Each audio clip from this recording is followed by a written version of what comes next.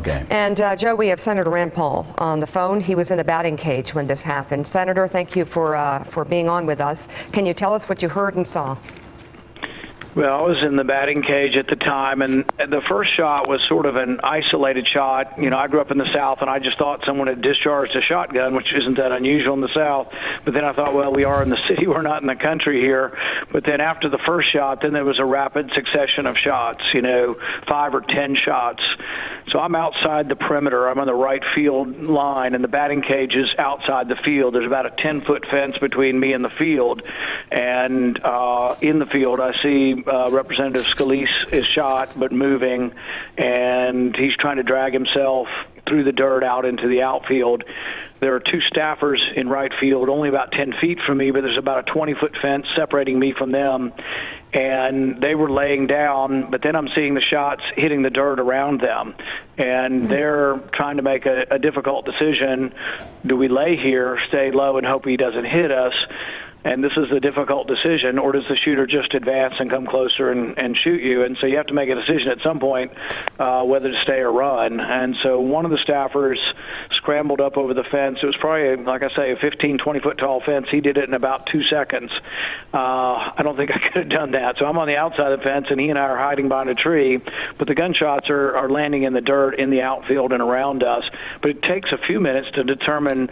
You're not sure where they're coming from. I mean, my instinct was they were coming from the third baseline, and as more shots were fired, we were pretty sure that was, but you're kind of not sure which side of the tree to stand on because you're not sure where the shots are coming from. But everybody seemed to be congregating away from the third baseline behind small buildings in the dugout. The people on the field, unfortunately, didn't have much of a chance because nobody could get to them and they couldn't get to us, and it was a wide open field and just no way to get to people like Scalise until the firing would stop. So at one point, it appeared the gunman was, I think he continued to reload. I probably heard 50, 60 shots. And then finally we heard a response, from the Capitol Hill Police. And we're actually very lucky they were there. They do a great job. These are, brave men and women, and we were really lucky they were there. And did you see anything happen between the Capitol Hill Police or the security detail and the perpetrator? Did you see the perpetrator at all?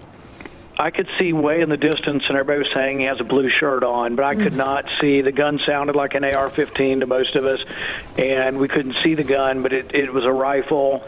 One of the things that's really fortunate, and probably why not everybody probably would have died, except for the fact that the Capitol Hill Police were there, and the only reason they were there is because we had a member of leadership on our team. If Scalise wouldn't have been on the team, unfortunately he was hit, and I hope he does well. But also by him being there, he probably saved everybody else's life because if you don't have a leadership person there would have been no security there. Wow. Senator, how public is this practice, this congressional baseball practice, in terms of someone being there with a specific intent, a motive to shoot at people on a field?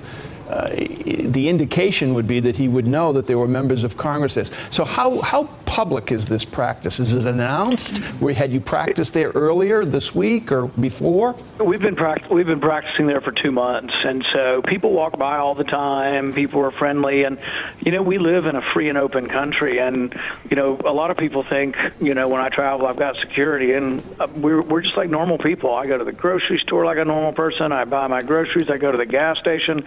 And so we practice out there, and we live in a country where we hope there's not such hatred or craziness, and I don't know, disappointing, sad.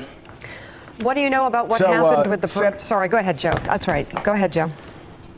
Senator, we have breaking news. The breaking news continues, and we're trying to piece it all together from the different sources.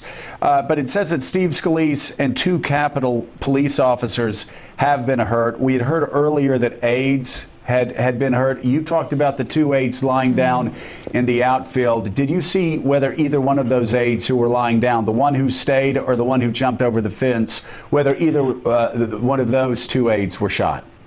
The one that made it over the fence with me got out, and we were picked up by a car driving by that had a congressional staffer who they knew him, and we jumped in the car and left the scene at that point.